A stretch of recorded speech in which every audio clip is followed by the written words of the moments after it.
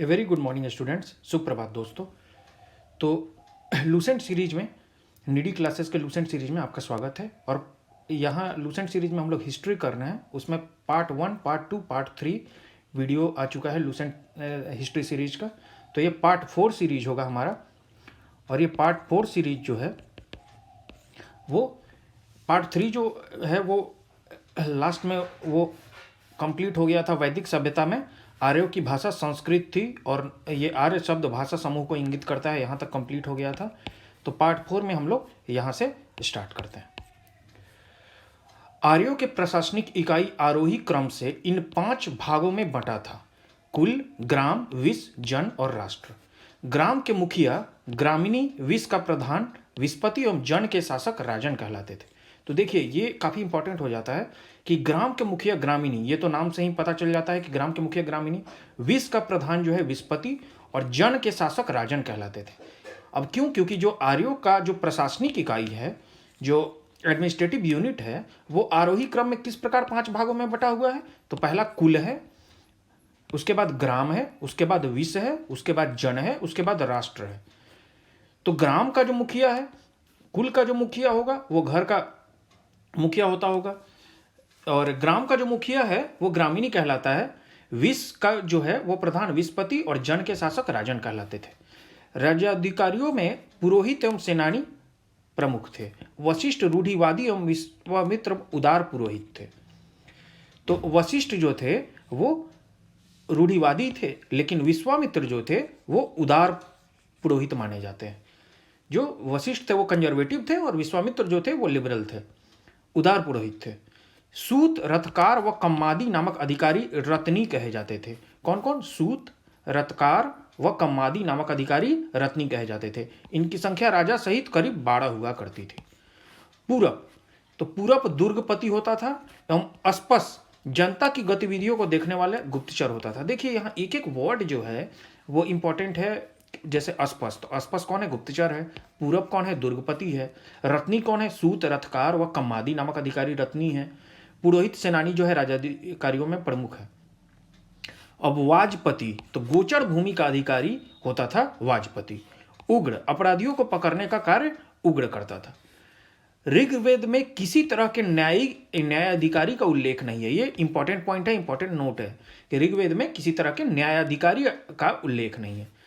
सभा एवं समिति राजा को सलाह देने वाली संस्था थी। सभा श्रेष्ठ एवं संभ्रांत लोगों की संस्था थी, जबकि समिति सामान्य जनता का प्रतिनिधित्व करती थी। इसके अध्यक्ष को ईशान कहा जाता था। समिति का अध्यक्ष ईशान कहलाता था और समिति में सामान्य जनता का प्रतिनिधित्व हुआ करता था। स्त्रियां जो है वो सभा एवं समितियों में भाग ले सकती थी। मतलब स्त्रियों को काफी छूट थी उस समय। जो वैदिक युग था उसमें स्त्रियों को सभा एवं समितियों में भाग लेने की अनुमति थी। युद्ध में कबीले का नेतृत्व राजा करता था। युद्ध के लिए गविष्टि शब्द का प्रयोग किया गया है। तो गविष्टि शब्द, प्रश्न आ सकता है कि गविष्टि शब्द किसके लिए प्रयोग किया गया है। तो गविष्टि शब्द युद्ध के लिए प्रयोग किया गया है, जिसका अर्थ है गायों की खोज। तो युद्ध जो है, अच्छा, ऋग्वेद में एक अघन्य शब्द है जो गायों के लिए प्रयोग किया गया है, और गविष्टि जो है वो युद्ध के लिए प्रयोग किया गया है। और इसका मतलब क्या होता है? गायों की खोज। तो अधिकतर युद्ध जो है, क्योंकि गाय जो है बहुत प्रधान था वैदिक काल में, तो गायों के लिए ही, गायों पे अधिकार के लिए ही युद्ध होता था। तो इसलिए युद्ध को गविष्टि कहा जाता था। दशराग युद्ध का उल्लेख ऋग्वेद के 7वें मंडल में है। अब किस युद्ध का? दशराग युद्ध का। यह युद्ध परुषणी मतलब रावी नदी के तट पर सुदास एवं 10 जनों के बीच लड़ा गया। कौन सा युद्ध? दशराग युद्ध जो है वो सुदास एवं 10 जनों के बीच लड़ा गया। परुषणी जो रावी नदी के तट पर यह युद्ध हुआ था, जिसमें सुदास विजयी हुआ। अब इसमें एक टेबल था ऊपर में, उसको देख लेते हैं हम लोग। जैसे दिशा, उत्तर वैदिक शब्द और राजा का नाम। तो पूर्व दिशा में राजा को सम्राट कहते थे, और उत्तर वैदिक शब्द उसके लिए क्या था? प्राची था। पश्चिम दिशा में राजा को स्वराष्ट्र कहते थे। तो आप लोग देख सकते हैं जो पश्चिम है वहां स्वराष्ट्र, पूर्व में सम्राट, और यहां पश्चिम में स्वराष्ट्र। स्वराष्ट्र, आप गुजरात जो है भारत के पश्चिम में भी है, तो इससे भी आप लोग समझ सकते हैं कि स्वराष्ट्र जो है पश्चिम में, पूर्व में सम्राट। और उत्तर वैदिक शब्द पश्चिम के लिए क्या है? प्रतीची, प्रतीची शब्द है।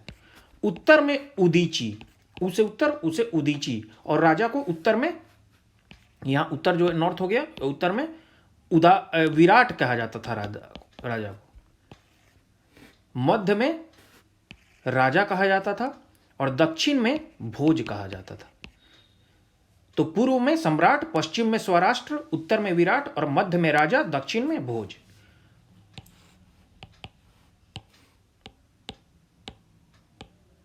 अब हम लोग यहां तक हो गया था दशराग युद्ध तक। अब उपनिषदों की संख्या जो है कुल 108 है, महापुराणों की संख्या 18 है और वेदांग की संख्या 6 है। तो वेदांग जो है वो वेदों को समझने के लिए वेदांग का निर्माण किया गया था, वेदांग की रचना की गई थी। तो कितने वेदांग हैं? 6 हैं। महापुराणों की संख्या 18 है और उपनिषदों की कुल संख्या 108 है। अब ये ऋग वैदिक समाज 4 वर्णों में विभक्त था। ये वर्ण थे ब्राह्मण, क्षत्रिय, वैश्य और शूद्र। यह विभाजन व्यवसाय पर आधारित था। ऋग्वेद के 10वें मंडल के पुरुष सूक्त में चतुर्वर्णों का उल्लेख मिलता है। इसमें कहा गया है कि ब्राह्मण परम पुरुष जो ब्रह्मा हैं उनके मुख से, क्षत्रिय उनकी भुजाओं से, वैश्य उनकी जांघों से एवं शूद्र उनके पैरों से उत्पन्न हुए हैं। आर्यों का समाज पितृ प्रधान था। समाज की तो आर्य देख रहे हैं, हमारा आर्य का जो समाज है वो पितृ प्रधान था,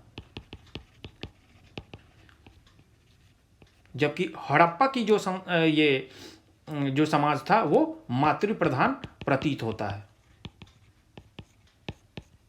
क्यों? वहां बहुत सारी स्त्रियों की मूर्तियां प्राप्त होती हैं, तो इसलिए वो मातृ प्रधान हड़प्पा का समाज प्रतीत होता है और आर्यों का समाज जो है वो पितृ प्रधान है। समाज की सबसे छोटी इकाई परिवार या कुल थी, जिसका मुखिया पिता होता था, जिसे कुलप कहा जाता था। स्त्रियां इस काल में अपने पति के साथ यज्ञ कार्य में भाग लेती थी। तो स्त्रियां सभा समिति में भी भाग ले रही हैं और यज्ञ कार्य में भी भाग ले सकती थी। बाल विवाह एवं पर्दा प्रथा का प्रचलन नहीं था, मतलब स्त्रियों की स्थिति काफी बढ़िया थी आर्य समाज में।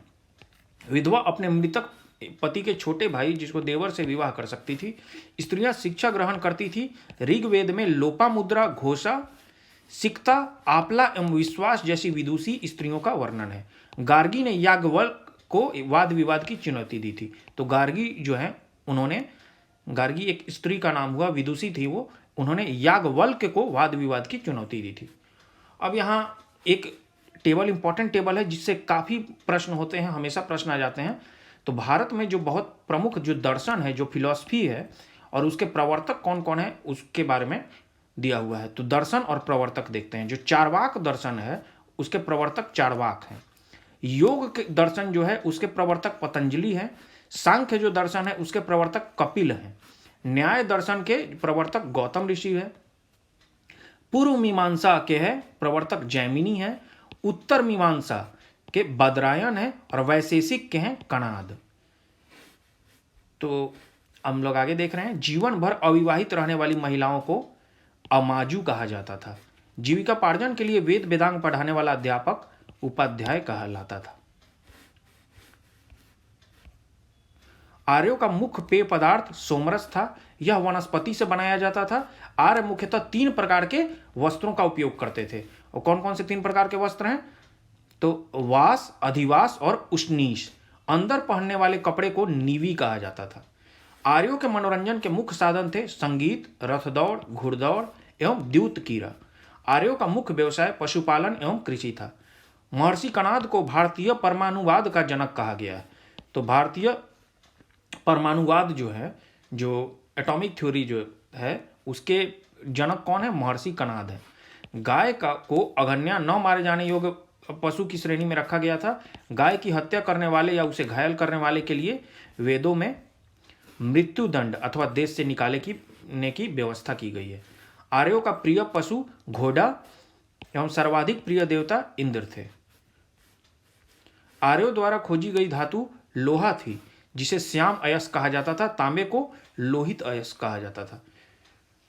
भारतीयों को लोहे का ज्ञान ईसा पूर्व 8वीं सदी में प्राप्त हुआ। यह नोट है, इंपॉर्टेंट नोट है।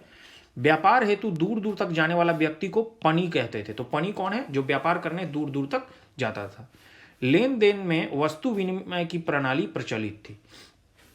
तो बार्टर सिस्टम था उस समय, वस्तु विनिमय था, क्योंकि उस समय रुपया या कोई भी टोकन करेंसी की खोज नहीं हुई थी। कोई रुपया या कोई भी उस तरह का कोई जो मुद्रा की खोज थी नहीं उस समय, इसलिए उस समय वस्तु विनिमय का या बार्टर सिस्टम का प्रचलन था। ऋण देकर ब्याज लेने वाले को वेकनाट या सूदखोर कहा जाता था।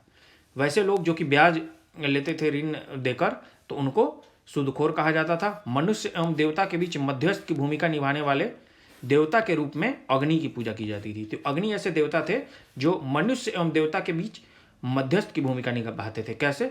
तो इसके लिए यज्ञ करना पड़ता था किसी देवता की स्तुति के लिए, और यज्ञ में अग्नि को प्रज्वलित किया जाता था।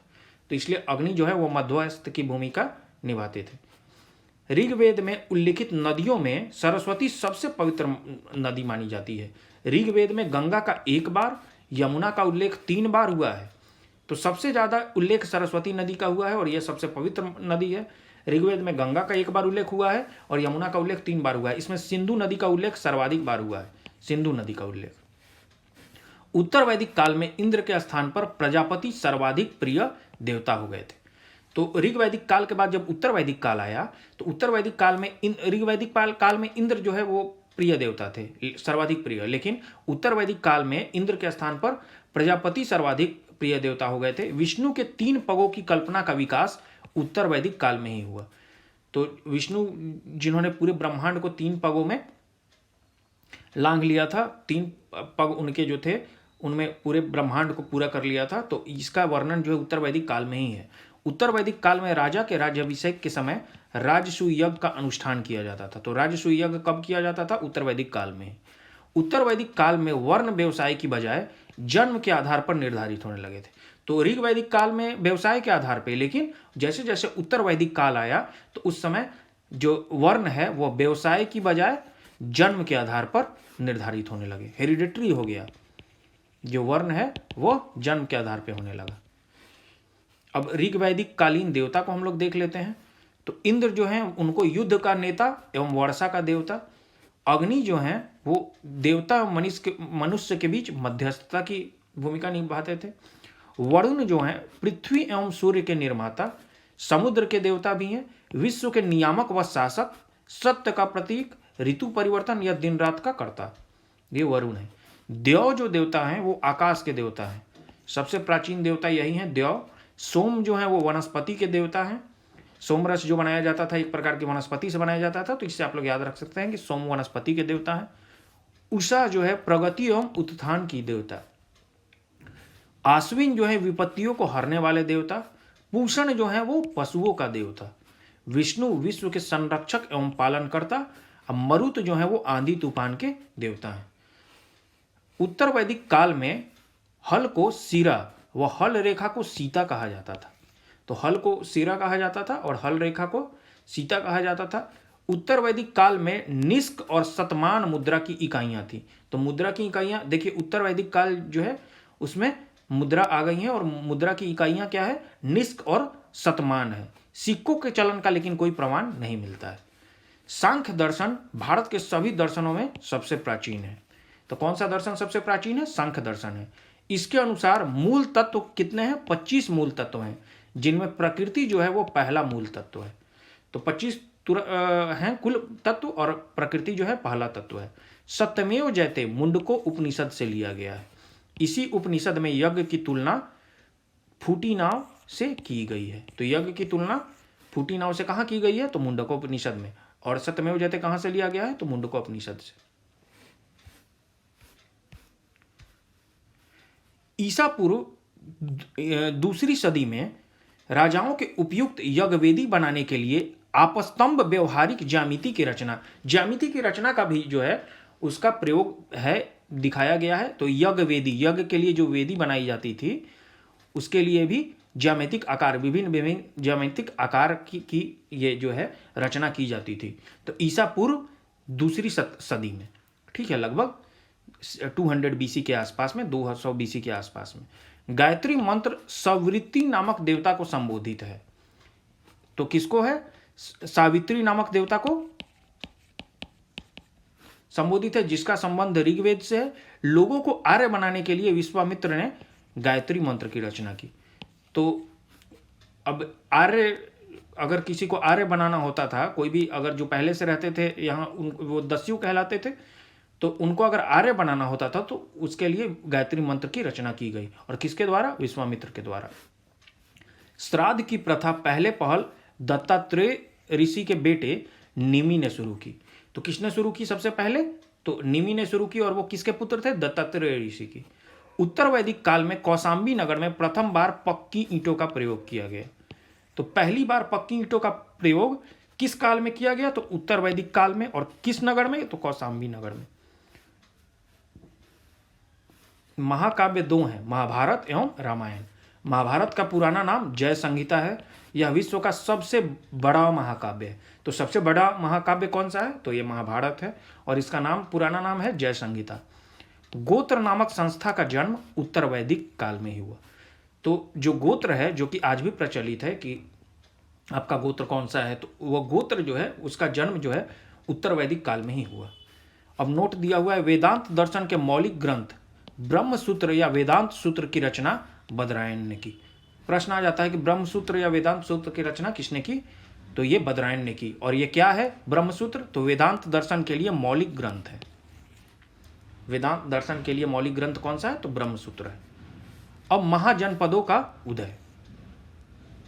बुद्ध के जन्म के पूर्व 6ठी शताब्दी ईसा पूर्व में भारतवर्ष 16 जनपदों में बटा हुआ था। इसकी जानकारी हमें बौद्ध ग्रंथ अंगुत्तर निकाय से मिलती है। अब बुद्ध के जन्म के पूर्व, जो बुद्ध का जन्म कब हुआ है? तो 563 ईसा पूर्व में बुद्ध का जन्म हुआ है, और उनकी मृत्यु कब हुई है? 483 ईसा पूर्व में। तो बुद्ध के जन्म के पूर्व 6ठी शताब्दी ईसा पूर्व में भारतवर्ष 16 जनपदों में बटा हुआ था। जो हमारा पूरा भारतवर्ष है वो कितने जनपदों में बटा हुआ था? 16 जनपदों में। और इसकी जानकारी हमें कहाँ से मिलती है? तो जो बौद्ध ग्रंथ अंगुत्तर निकाय है उससे हमें इसकी जानकारी मिलती है। तो कौन कौन से महाजनपद है? 16 देख लेते हैं हम लोग, क्योंकि पूछा जाता है, महाजनपद पूछ लिया जाता है और राजधानी भी पूछ ली जाती है, और उसका आधुनिक स्थान क्या है ये भी हम लोग देख लेंगे। तो पहला महाजनपद है वो है अंग, और इसकी राजधानी क्या थी? चंपा थी, और ये आधुनिक स्थान भागलपुर और मुंगेर बिहार में। दूसरा जो महाजनपद है वो मगध है, और इसकी राजधानी, पहली राजधानी गिरिब्रिज या राजगृह है, और आधुनिक फिर पाटलिपुत्र भी बाद में इसकी राजधानी बन गई थी। तो और इसका आधुनिक स्थान पटना, और ये मगध का क्षेत्र जो पटना गया और मगध का क्षेत्र जो हो जाता है वह आधुनिक शहर है। तीसरा जो महाजनपद है वह काशी है, राजधानी वाराणसी। तो वाराणसी के आसपास के क्षेत्र आज भी उत्तर प्रदेश में जो काशी के स्थान के नाम से जाने जाते हैं, तो यह तीसरा महाजनपद था। चौथा वत्स महाजनपद, और इसकी राजधानी कौशाम्बी थी। तो ये इलाहाबाद के आसपास का क्षेत्र जो है वो कौशाम्बी कहलाएगा, और यह भी उत्तर प्रदेश में है। वज्जी, तो वज्जी जो है महाजनपद, इसकी राजधानी वैशाली या विदेह या मिथिला यह राजधानी थी। वैशाली, मुजफ्फरपुर एवं दरभंगा के आसपास का क्षेत्र जो है यह वज्जी था। कोसल, तो कोसल महाजनपद की राजधानी श्रावस्ती थी, और ये आज का फैजाबाद, गोड्डा और बहराइच ये उत्तर प्रदेश का। तो ज़्यादातर महाजनपद जो आपको दिखेंगे ये उत्तर प्रदेश के ही दिखेंगे आपको। सातवां जो है वो अवंती है, ये उज्जैन या महिष्मती। तो आज का जो मध्य प्रदेश में मालवा का जो क्षेत्र है ये अवंती हुआ करता था उस समय। फिर मल्ल जो है महाजनपद है, और इसकी राजधानी कुशावती हुआ करती थी। तो ये अभी देवरिया, बस्ती और गोरखपुर के आसपास का जो क्षेत्र है उत्तर प्रदेश में ये मल्ल कहलाता था। पांचाल, इसकी राजधानी जो है अहिछत्र या काम्पिल्य थी, और ये बरेली, बदायूं और फर्रुखाबाद उत्तर प्रदेश में। तो उत्तर प्रदेश में ज़्यादातर महाजनपद थे। चेदी, तो चेदी जो की राजधानी शक्तिमती थी, और ये बुंदेलखंड उत्तर प्रदेश का क्षेत्र आज का हुआ। कुड़ू, इसकी राजधानी इंद्रप्रस्थ थी, और दिल्ली, मेरठ एवं हरियाणा के कुछ क्षेत्र जो हैं ये कुरु मतलब पहले जो कुरु महाजनपद था वो आज के दिल्ली, मेरठ एवं हरियाणा के कुछ क्षेत्र हैं। मत्स्य, तो मत्स्य की राजधानी विराटनगर। जयपुर, अलवर, भरतपुर राजस्थान के आसपास के क्षेत्र जो है वो मत्स्य थे। कंबोज, तो कंबोज की राजधानी हाटक, राजौरी एवं हजारा के क्षेत्र। सूरसेन, तो सूरसेन की राजधानी मथुरा थी, और यह मथुरा उत्तर प्रदेश। अस्मक, अस्मक जो पोटली और पोतन राजधानी थी। गोदावरी नदी क्षेत्र, दक्षिण भारत का एकमात्र जनपद यही है अस्मक। तो ये इंपॉर्टेंट हो जाता है कि दक्षिण भारत का एकमात्र जो है यही जनपद है अस्मक, और इसकी राजधानी पोटली या पोतन है, और ये गोदावरी नदी क्षेत्र पड़ता है यहाँ। दक्षिण भारत का एकमात्र जनपद है। गांधार जो कि एक महाजनपद था, इसकी राजधानी तक्षशिला थी, और ये रावलपिंडी और पेशावर पाकिस्तान में है। तो ये पाकिस्तान का ये जनपद था, महाजनपद। बाकी उत्तर प्रदेश में, राजस्थान में, मध्य प्रदेश और बिहार के ज़्यादातर हिस्से मिलकर 16 महाजनपद बनाते थे। अब जैन धर्म की शुरुआत होती है। तो जैन धर्म के संस्थापक एवं प्रथम तीर्थंकर ऋषभ देव थे। कौन थे? ऋषभ देव प्रथम तीर्थंकर थे और संस्थापक थे। जैन धर्म के 23वें तीर्थंकर पार्श्वनाथ थे। कौन से थे? पार्श्वनाथ, जो काशी के इक्ष्वाकु वंशीय राजा अश्वसेन के पुत्र थे। ये काशी के इक्ष्वाकु वंशीय राजा अश्वसेन के पुत्र थे। इन्होंने 30 वर्ष की अवस्था में संन्यास जीवन को स्वीकारा। तो 23वें तीर्थंकर पार्श्वनाथ है, और ये काशी के इक्ष्वाकु वंशीय, किस वंशीय? इक्ष्वाकु वंशीय राजा अश्वसेन के पुत्र थे, और इन्होंने 30 वर्ष की अवस्था में संन्यास जीवन को स्वीकार लिया था। और इनके द्वारा दी गई शिक्षा थी कि हिंसा न करना, सदा सत्य बोलना, चोरी न करना तथा संपत्ति न रखना। तो आज भी वो जो भी जैन धर्म के तीर्थंकर होते हैं वो इस बात का ध्यान रखते हैं, इन शिक्षाओं को मानते हैं। वो महावीर स्वामी जैन धर्म के 24वें एवं अंतिम तीर्थंकर हुए। तो जैन धर्म में कुल 24 तीर्थंकर हुए हैं, और महावीर स्वामी 24वें एवं अंतिम तीर्थंकर हुए। महावीर का जन्म 540 ईसा पूर्व में कुंडग्राम वैशाली में हुआ था। तो कहाँ हुआ था इनका जन्म? कुंडग्राम वैशाली में हुआ था। प्रश्न आ जाता है कि कब हुआ? तो 540 ईसा पूर्व में। तो 563 ईसा पूर्व में बुद्ध, और 540 ईसा पूर्व में महावीर का जन्म हुआ। इनके पिता सिद्धार्थ ज्ञात्रिक कुल के सरदार थे, और माता त्रिशला, तो इनके पिता का नाम क्या था? सिद्धार्थ था, और वो किस कुल के थे? ज्ञात्रिक कुल के। तो महावीर स्वामी किस कुल के हुए? ज्ञात्रिक कुल के महावीर स्वामी हुए, और उनके पिता जो है वो सिद्धार्थ थे और ज्ञात्रिक कुल के सरदार थे, और माता का नाम त्रिशला था, वो लिच्छवी राजा चेतक की बहन थी। महावीर की पत्नी का नाम यशोदा एवं पुत्री का नाम अनुजा प्रियदर्शनी था। महावीर के बचपन का नाम वर्धमान था। इन्होंने 30 वर्ष की उम्र में माता पिता की मृत्यु के पश्चात अपने बड़े भाई नंदीवर्धन से, तो महावीर के बड़े भाई का नाम नंदीवर्धन था, उनसे अनुमति लेकर, क्योंकि उस समय उनके माता पिता की मृत्यु हो गई 30 वर्ष की आयु में, और उन्होंने नंदीवर्धन से अनुमति लेकर संन्यास जीवन को स्वीकार लिया था।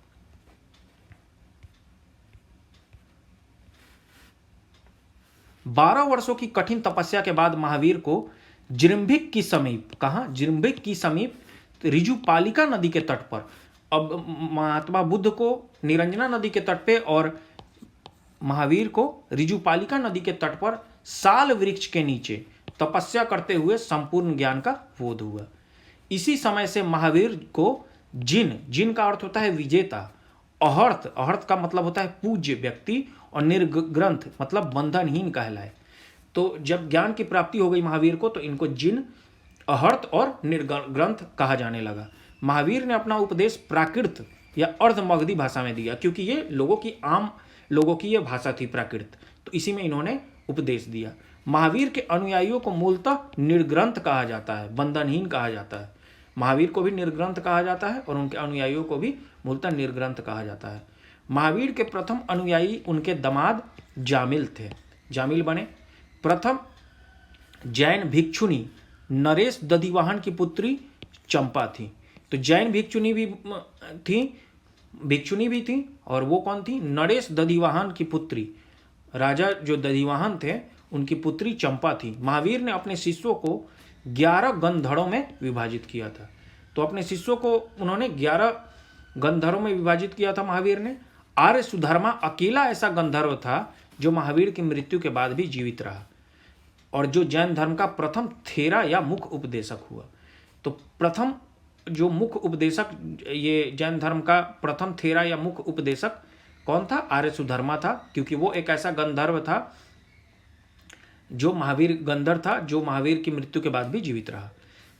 स्वामी महावीर के भिक्षुणी संघ की प्रधान, अब उनकी एक भिक्षुणी संघ थी, जहाँ बहुत जैन भिक्षुणी जो है उनका एक संघ था, तो उनके प्रधान जो थी वो चंदना थी।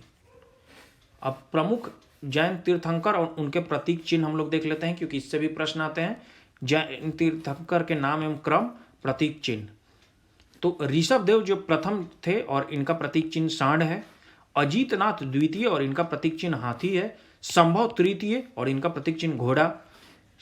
पार्श्व जो है सप्तम थे और इनका जो प्रतीक चिन्ह स्वास्तिक। शांति जो है वो 16वां थे और इनका प्रतीक चिन्ह हिरण। अरनाथ जो थे 18वां थे और इनका प्रतीक चिन्ह मीन। नामी 21वें थे और इनका नीलकमल। अरिष्ट नेमी 22वें थे शंख। पार्श्व 23वें थे पार्श्वनाथ और इनका सर्प। और महावीर 24वें थे और इनका सिंह। दो जैन तीर्थंकरों ऋषभ देव एवं अरिष्ट नेमी के नामों का उल्लेख ऋग्वेद में मिलता है। तो ऋग्वेद में ऋषभ देव एवं अरिष्ट नेमी के नामों का उल्लेख भी है। अरिष्ट नेमी को भगवान कृष्ण का निकट संबंधी माना जाता है। अरिष्ट नेमी जो 22वें तीर्थंकर थे और इनको शंख का प्रतीक चिन्ह है, तो इनको भगवान कृष्ण का निकट संबंधी माना जाता है। लगभग 300 ईसा पूर्व में मगध में 12 वर्षों का भीषण अकाल पड़ा, जिसके कारण भद्रबाहु अपने शिष्यों सहित कर्नाटक चले गए, किंतु कुछ अनुयायी स्थूलभद्र के साथ मगध में ही रुक गए। तो भद्रबाहु जो थे वो अपने शिष्यों को लेकर कर्नाटक चले गए, क्योंकि 12 वर्षों का भीषण अकाल मगध में पड़ा था। और किंतु लेकिन कुछ अनुयायी जो थे, कुछ जैन धर्म के अनुयायी जो थे, वो स्थूलभद्र के साथ मगध में ही रुक गए। भद्रबाहु के वापस लौटने पर मगध के साधुओं से उनका गहरा मतभेद हो गया। मगध के जो पहले से यहाँ अनुयायी रह गए थे, तो उनसे मतभेद हो गया भद्रबाहु का, जिसके परिणाम स्वरूप जैन मत जो है श्वेतांबर एवं दिगंबर नामक 2 संप्रदायों में बट गया। स्थूलभद्र के शिष्य श्वेतांबर श्वेत वस्त्र धारण करने वाले एवं भद्रबाहु के शिष्य दिगंबर नग्न रहने वाले कहलाए। तो स्थूलभद्र जो है वे श्वेतांबर कहला गए, जो कि अनुयायी मगध में ही रुक गए थे, वे श्वेत वस्त्र धारण करते थे। और भद्रबाहु जो कि कर्नाटक चले गए थे, उनके शिष्य दिगंबर कहलाए, दिगंबर जैन कहलाए, वो नग्न रहने वाले थे। अब जैन संगीतियों से भी प्रश्न आ जाते हैं, तो संगीति हम लोग देखें। ऐसे बौद्ध संगीति बहुत ज़्यादा इंपॉर्टेंट है, लेकिन जैन संगीतियों से भी प्रश्न आ जाते हैं। तो संगीति हम लोग देखते हैं प्रथम। तो प्रथम जो जैन संगीति है 300 ईसा वर्ष पूर्व हुआ है और पाटलिपुत्र नाम के स्थल पे हुआ है, और अध्यक्ष थे स्थूलभद्र। ठीक है। और द्वितीय जो जैन संगीति थी वो 512 ईस्वी में हुआ वल्लभी गुजरात में, और इसके अध्यक्ष क्षमा श्रवण थे। ठीक है। अब जैन धर्म के त्रिरत्न हैं। तो जैसे बौद्ध धर्म में त्रिपिटक है, वैसे ही जैन धर्म के त्रिरत्न हैं। कौन कौन रत्न है? सम्यक दर्शन, सम्यक ज्ञान और सम्यक आचरण। त्रिरत्न के अनुशीलन में निम्न 5 महाव्रतों का पालन अनिवार्य है। तो इस 3 रत्न को अनुशीलन करने के लिए 5 महाव्रत का पालन अनिवार्य है। कौन कौन सा महाव्रत है? 5। अहिंसा, सत्यवचन, अस्तेय, अपरिग्रह एवं ब्रह्मचर्य। फिर से एक बार रिपीट कर दे रहा हूं। अहिंसा, सत्यवचन, अस्तेय, अपरिग्रह एवं ब्रह्मचर्य। जैन धर्म के 4 वरों शिक्षा, अन्न, चिकित्सा और आवास के सिद्धांत ने इसे लोकप्रिय बनाने में मदद की, क्योंकि जैन धर्म में 4 ऐसे वरदान कहे जा सकते हैं जो शिक्षा है, अन्न है, चिकित्सा है और आवास।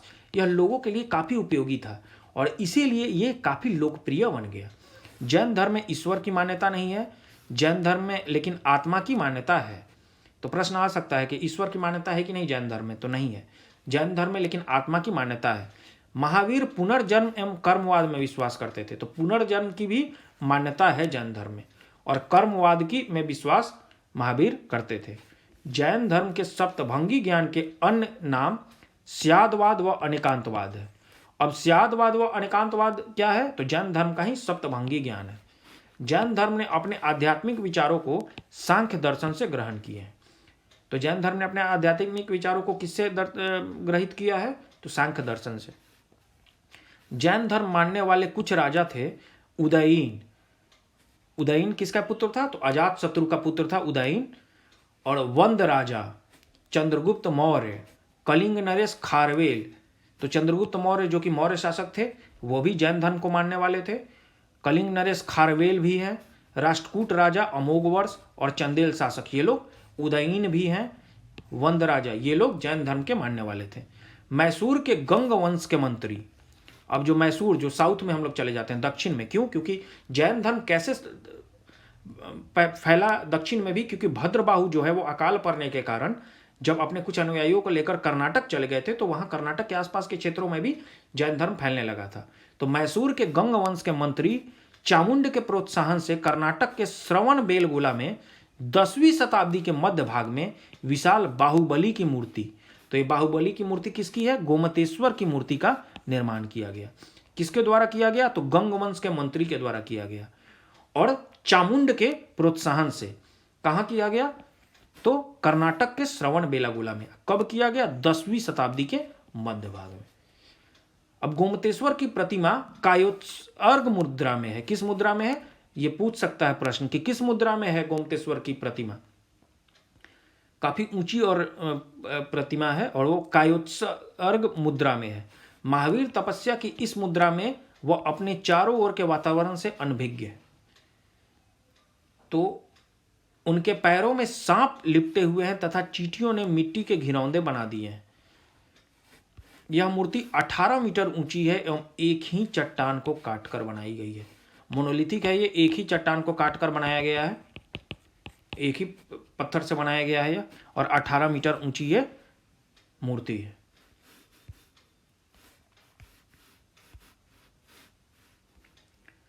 खजुराहो में जैन मंदिरों का निर्माण चंदेल शासकों द्वारा किया गया। मौर्योत्तर युग में मौर्य युग के बाद मथुरा जैन धर्म का प्रसिद्ध केंद्र बन गया था। मथुरा कला का संबंध किससे है? तो जैन धर्म से है। जैन तीर्थंकरों की जीवनी भद्रबाहु द्वारा रचित कल्पसूत्र में है। तो कल्पसूत्र किसके लिए है? तो जैन धर्म से संबंधित कल्पसूत्र है, और यह किसकी रचना है? तो भद्रबाहु की रचना है। 72 वर्ष की आयु में महावीर की मृत्यु, अब महावीर की मृत्यु को भी निर्वाण कहा गया है, और 468 ईसा पूर्व में बिहार राज्य के पावापुरी राजगीर में हो गई। कब हो गई? 468 ईसा पूर्व में इनकी मृत्यु हो गई। मल्ल राजा सुस्तिपाल के राजप्रसाद में महावीर स्वामी को निर्वाण प्राप्त हुआ था। तो मल्ल राजा सृष्टिपाल के यहाँ ही थे महावीर स्वामी जब उनका निर्वाण प्राप्त हुआ।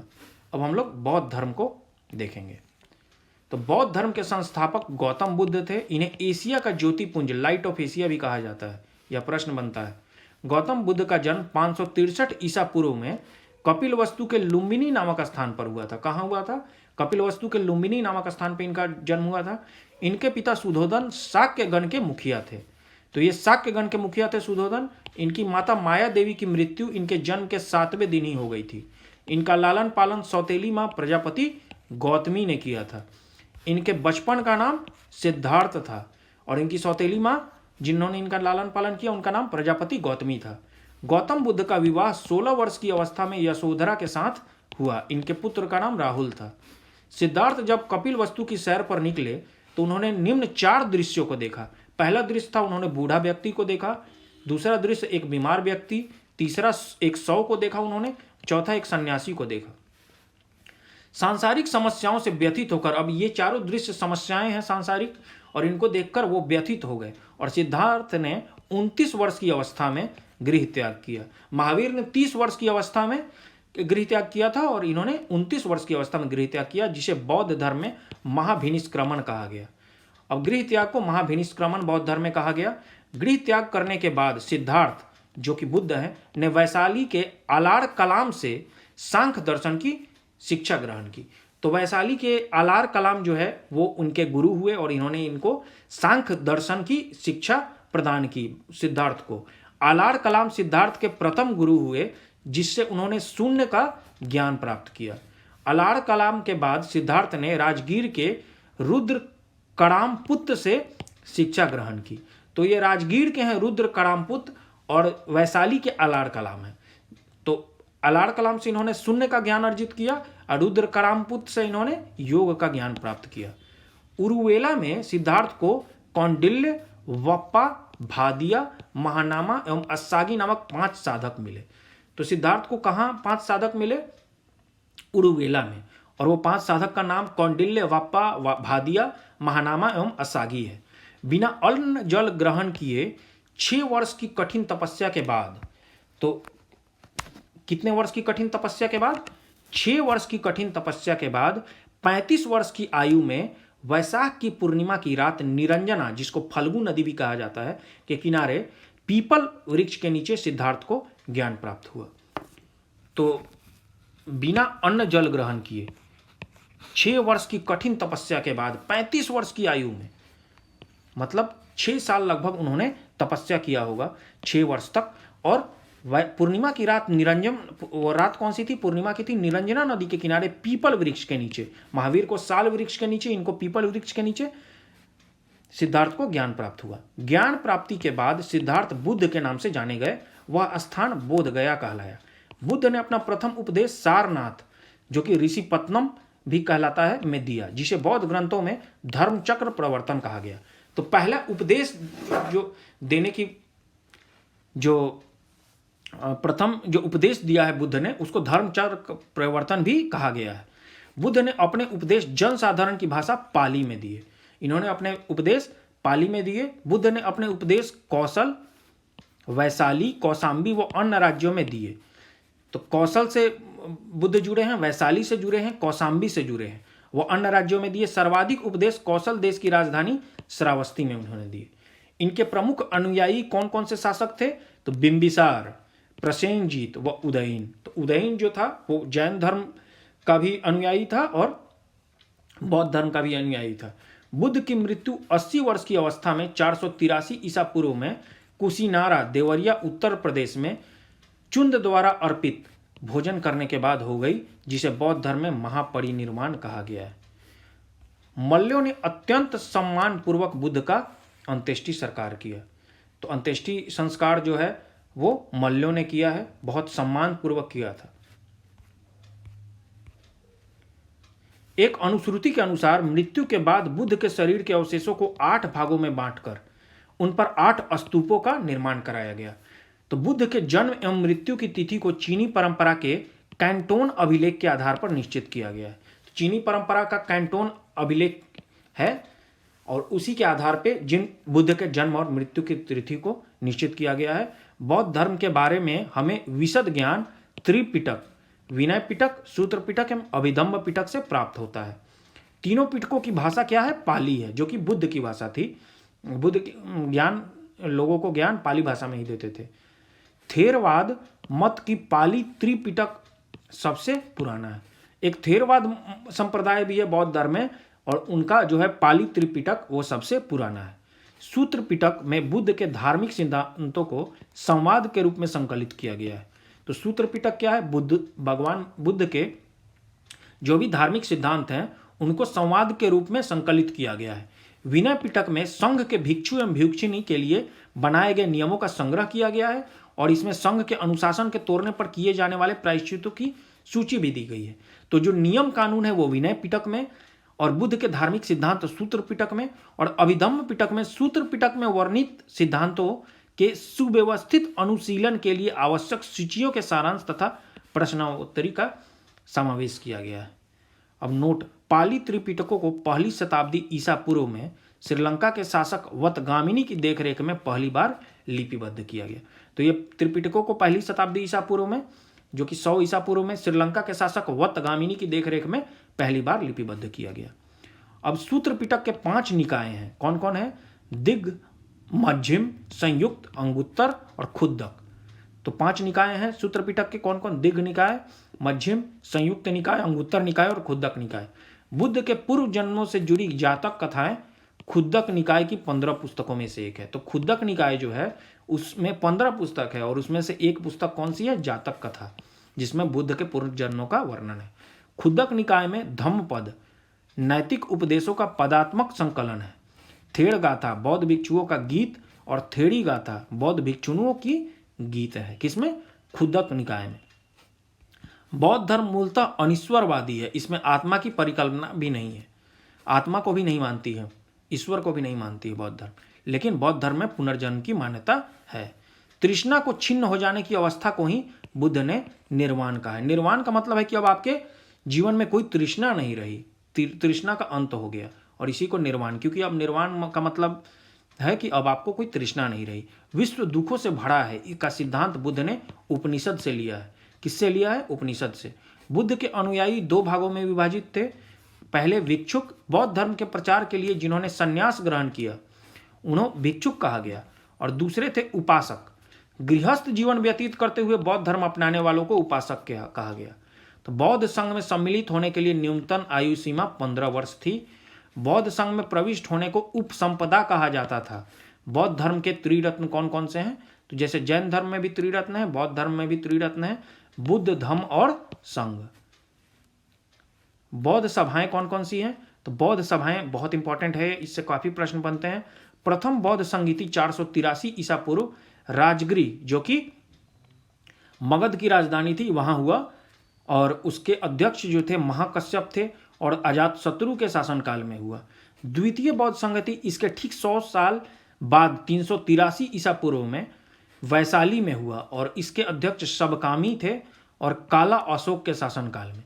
तो पहला अजातशत्रु के शासनकाल में 483 ईसा पूर्व में, दूसरा काला अशोक के शासनकाल में 383 ईसा पूर्व में, तृतीय बौद्ध संगति 250 ईसा पूर्व में पाटलिपुत्र में, मोगलीपुत्र 30 के अध्यक्षता में और अशोक के शासनकाल में, और चतुर्थ बौद्ध संगति 98 ईस्वी 98 एडी में कुंडलवन में वसुमित्र या अश्वघोष की अध्यक्षता में, और ये कनिष्क के शासनकाल में। ये कश्मीर में हुआ था, कुंडलवन कश्मीर में। चतुर्थ बौद्ध संगति के बाद बौद्ध धर्म दो भागों हीनयान एवं महायान में विभाजित हो गया था। बौद्ध धर्म के महायान संप्रदाय का आदर्श बोधिसत्व है। बोधिसत्व दूसरे के कल्याण को प्राथमिकता देते हुए अपने निर्वाण में विलंब करते हैं। हीनयान का आदर्श क्या है? अहर्त पद को प्राप्त करना है। जो व्यक्ति अपनी साधना से निर्वाण की प्राप्ति करते हैं उसे ही अहर्त कहा जाता है। और तो हीनयान में व्यक्ति अहर्त पद को प्राप्त करता है, निर्वाण की प्राप्ति कर लेता है, और ये महायान में जो है वो बोधिसत्व की प्राप्ति करते हैं लोग। बोधिसत्व दूसरे के कल्याण को प्राथमिकता देते हुए अपने निर्वाण में विलंब करते हैं, वो जल्दी निर्वाण लेते नहीं। धार्मिक जुलूस का प्रारंभ सबसे पहले बौद्ध धर्म के द्वारा प्रारंभ किया गया। बौद्धों का सबसे पवित्र त्यौहार बैसाख पूर्णिमा है, जिसे बुद्ध पूर्णिमा के नाम से भी जाना जाता है। इसका महत्व इसलिए है कि बुद्ध पूर्णिमा के ही दिन बुद्ध का ज्ञान, बुद्ध का जन्म, बुद्ध को ज्ञान की प्राप्ति एवं बुद्ध की मृत्यु एक ही दिन हुई है। बुद्ध पूर्णिमा के दिन उनका जन्म, उनको ज्ञान की प्राप्ति और महापरिनिर्वाण, मतलब उनकी मृत्यु एक ही दिन हुई है। बुद्ध ने सांसारिक दुखों के संबंध में 4 आर्य सत्यों का उपदेश दिया है, और वो 4 आर्य सत्य कौन से हैं? पहला है दुख, दूसरा है दुख समुदाय, तीसरा है दुख निरोध, और चौथा है दुख निरोध गामिनी प्रतिपदा। इन सांसारिक दुखों से मुक्ति हेतु बुद्ध ने अष्टांगिक मार्ग की बात कही है। और ये कौन कौन से अष्टांगिक मार्ग? तो सम्यक दृष्टि, सम्यक संकल्प, सम्यक वाणी, सम्यक कर्मांत, सम्यक आजीव, सम्यक व्यायाम, सम्यक स्मृति एवं सम्यक समाधि। एक बार रिपीट कर दे रहा हूं मैं। सम्यक दृष्टि, सम्यक संकल्प, सम्यक वाणी, सम्यक कर्मांत, सम्यक आजीव, सम्यक व्यायाम, सम्यक स्मृति एवं सम्यक समाधि। बुद्ध के अनुसार अष्टांगिक मार्गों के पालन करने के उपरांत मनुष्य की भव तृष्णा नष्ट हो जाती है और उसे निर्वाण प्राप्त हो जाता है। निर्वाण बौद्ध धर्म का परम लक्ष्य है, जिसका अर्थ है दीपक का बुझ जाना, अर्थात जीवन मरण चक्र से मुक्त हो जाना। बुद्ध ने निर्वाण प्राप्ति को सरल बनाने के लिए निम्न 10 शीलों पर बल दिया है। अब कौन से 10 शील हैं? अहिंसा, सत्य, अस्तेय, अस्तेय का मतलब है चोरी न करना, अपरिग्रह, किसी प्रकार की संपत्ति न रखना, पांचवा मद्य सेवन न करना, असमय भोजन न करना, सुखप्रद बिस्तर पर नहीं सोना, धन संचय न करना, स्त्रियों से दूर रहना, और 10वां नृत्य गान आदि से दूर रहना। गृहस्थों के लिए केवल प्रथम 5 शील जो कि तथा भिक्षुओं के लिए 10 शील मानना अनिवार्य था। बुद्ध ने मध्यम मार्ग, जिसको मध्यमा प्रतिपद का उपदेश दिया। अनीश्वरवाद के संबंध में बौद्ध धर्म एवं जैन धर्म में समानता है। जातक कथाएं प्रदर्शित करती हैं कि बोधिसत्व का अवतार मनुष्य रूप में भी हो सकता है तथा पशुओं के रूप में भी। बोधिसत्व के रूप में पुनर्जन्मों की दीर्घ श्रृंखला के अंतर्गत बुद्ध ने शाक्य मुनि के रूप में अपना अंतिम जन्म प्राप्त किया, किंतु इसके उपरांत मैत्रेय तथा अन्य अनाम बुद्ध अभी अवतरित होने शेष हैं। तो अंतिम जन्म जो है उन्होंने शाक्य मुनि के रूप में अपना अंतिम जन्म प्राप्त किया, किंतु इसके उपरांत मैत्रेय तथा अन्य अनाम बुद्ध अभी अवतरित होने शेष हैं। सर्वाधिक बुद्ध मूर्तियों का निर्माण गांधार शैली के अंतर्गत किया गया, लेकिन बुद्ध की प्रथम मूर्ति संभवतः मथुरा कला के अंतर्गत बनी थी। तो सबसे अधिक जो संख्या में बुद्ध मूर्तियों का निर्माण गांधार शैली में हुआ है, लेकिन प्रथम मूर्ति जो है संभवतः वह मथुरा कला के अंतर्गत बनी थी। तिब्बत, भूटान एवं पड़ोसी देशों में बौद्ध धर्म का प्रचार पद्मसंभव गुरु ऋण 5 ने किया। किसने किया? पद्मसंभव ने किया। इनका संबंध बौद्ध धर्म के ब्रजयान शाखा से था। किससे था? ब्रजयान शाखा। तो ब्रजयान शाखा जो कि हमारे पड़ोसी देशों में ज़्यादा प्रचलित थी, तिब्बत में, भूटान में। बौद्ध धर्म से जुड़ी बहुत सी शाखाएं हैं। तो अलग अलग क्षेत्रों में जाकर उन शाखाओं में कुछ कुछ परिवर्तन हुए। उस क्षेत्रों के भी कुछ जो उस क्षेत्र में जो संस्कृति थी, उस क्षेत्र में जो भी धर्म था, उसके भी कुछ अंश वहाँ जुड़ते चले गए और वो एक अलग शाखा बन गई। वैसा ही एक शाखा वज्रयान शाखा थी जो तिब्बत, भूटान और पड़ोसी देशों में थी। अब इनकी 123 फीट ऊंची मूर्ति हिमाचल प्रदेश के रेवालसर झील में है। रेवालसर झील में। भारत में उपासना की जाने वाली प्रथम मूर्ति संभवतः बुद्ध की थी। अब भारत के महत्वपूर्ण बौद्ध मठ जो हैं उसको एक बार हम लोग देख लेते हैं। टाबो मठ जो है तबो गांव में है, स्पीति घाटी में है, हिमाचल प्रदेश में। नामग्याल मठ ये धर्मशाला हिमाचल प्रदेश में है।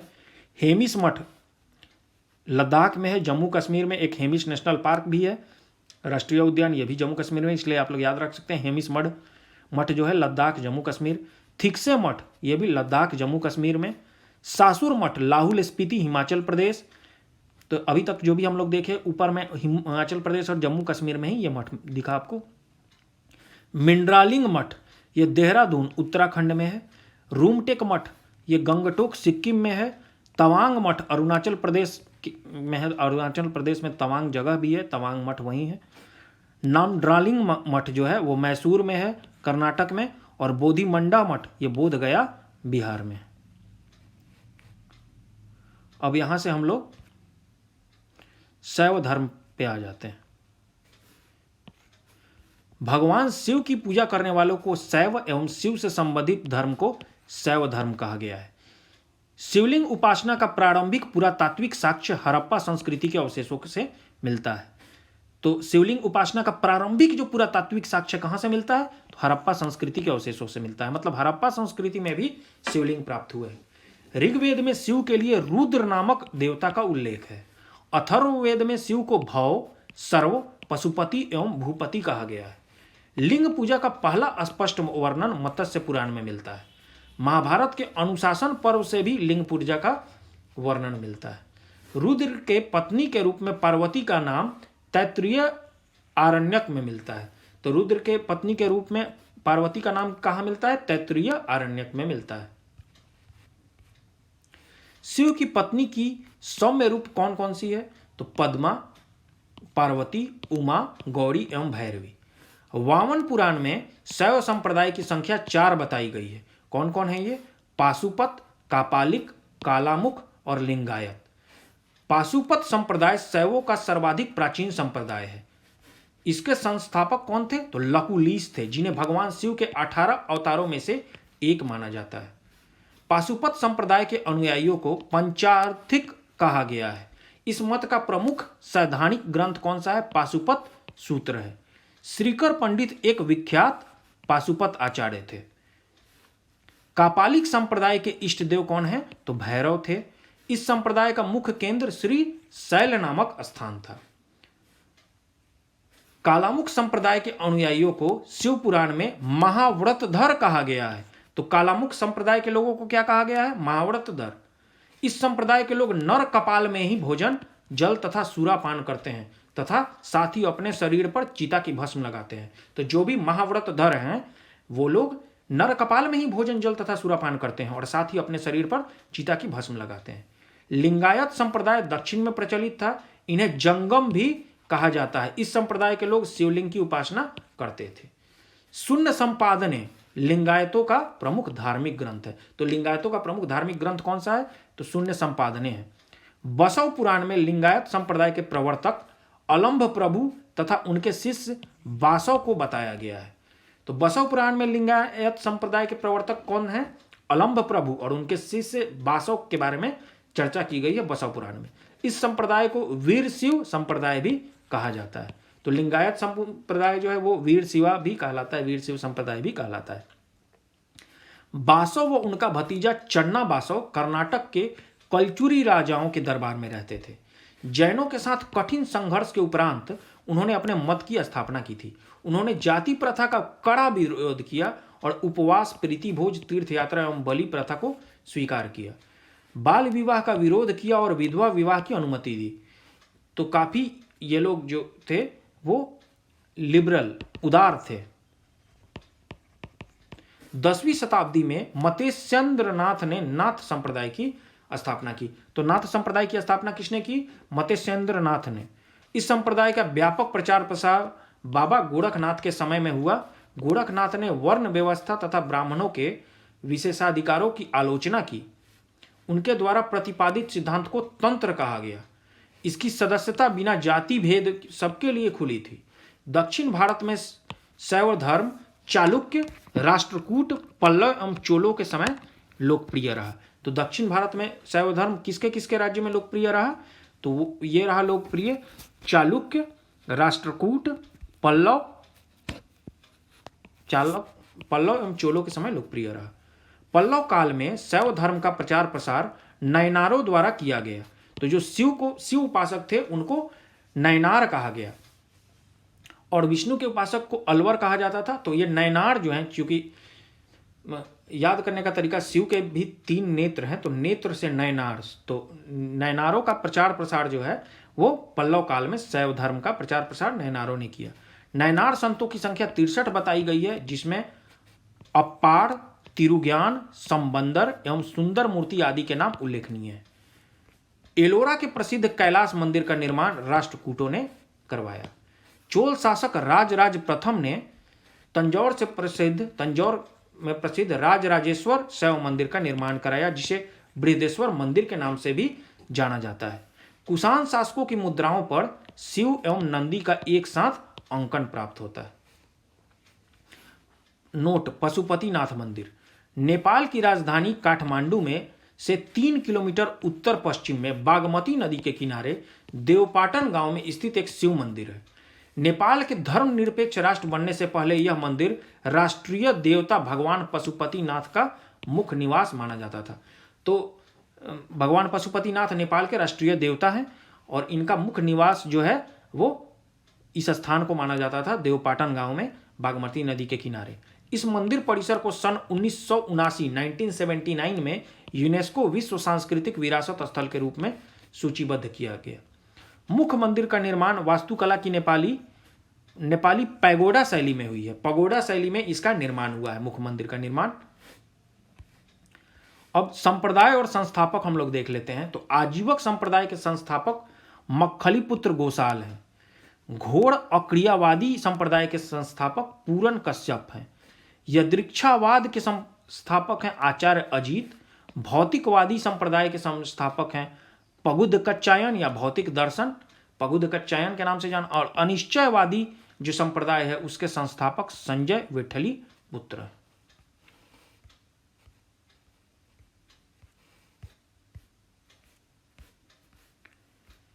अब वैष्णव धर्म पे हम लोग आ जाते हैं। वैष्णव धर्म के विषय में प्रारंभिक जानकारी उपनिषदों से मिलती है। कहां से मिलती है? उपनिषदों से मिलती है। इसका विकास भगवत धर्म से हुआ। तो वैष्णव धर्म का विकास जो है वो भगवत धर्म से हुआ है। नारायण के पूजक मूलतः पंचरात्र कहे जाते थे। क्या कहे जाते थे? पंचरात्र कहे जाते थे।